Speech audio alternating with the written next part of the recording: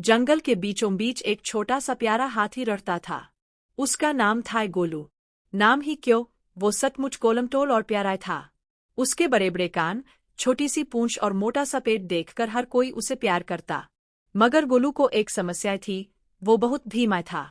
जब भी जंगल में खेलकूद होती, सब जानवर भागते दौड़ते, छलांग लगाते, इधर उधर कूदते, लेकिन गोलू हमेशा पीछे रह जाता। बंदर मोंटू कहता, गोलू, तू तो हमेशा सबसे पीछे ही रहेगा। हम आगे निकल गए और तू अभी तक पहले पैर तक भी नहीं पहुंचा। खरगोश चीकू हंसते हुए बोलता, हा हा हा, गोलू तो कभी दौड़ में जीत ही नहीं सकता। उसकी तो चाल ही बहुत भारी है। गोलू थोड़ी देर मुस्कुराता, लेकिन फिर चुपचाप उदास हो जाता। उसे लगता था कि वो कभी किसी खेल में सबको हरा नहीं पाएगा। जादुई जंगल और रहस्यमय केला। एक दिन गोलू जंगल के उस हिस्से में चला गया जहां बहुत कम जानवर जाते थे।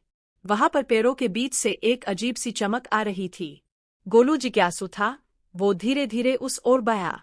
जैसे ही वह पास पहुंचा, उसने देखा कि एक सुनहरा पेड़ खड़ा है, जिसकी पत्तियां चमक रही थीं। और उस पेड़ पर सिर्फ एक ही चमचमाता हुआ केला लटका हुआ था। केला सोने जैसा चमक रहा था। गोलू ने आश्चर्य से सोचा, अरे वाह, इतना सुंदर केला मैंने कभी नहीं देखा। अगर मैं इसे खा लूं तो शायद मुझे ताकत मिल जाए। वो धीरे धीरे अपनी सूंड उठाकर उस केले को तोड़ लेता है, और जैसे ही उसने पहला कौर खाया, उसके पूरे शरीर में बिजली जैसी चमक दौड़ गई। गोलू बोला, ओए, ये क्या हो रहा है? मेरा शरीर इतना हल्का क्यों लग रहा है? और तभी धम्मम, गोलू इतनी तेजी से दौड़ पड़ा कि पैरों के बीच से हवा की तरह निकल गया। सुपरफास्ट गोलू। अब गोलू जंगल का सबसे तेज जानवर बन चुका था। वो खरगोश से भी तेज, चीते से भी तेज भाग सकता था।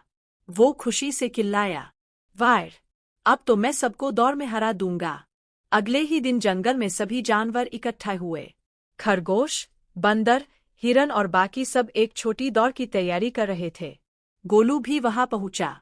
बंदर ने मजाक उड़ाते हुए कहा, गोलू, तुझे यहाँ आकर क्या मिलेगा?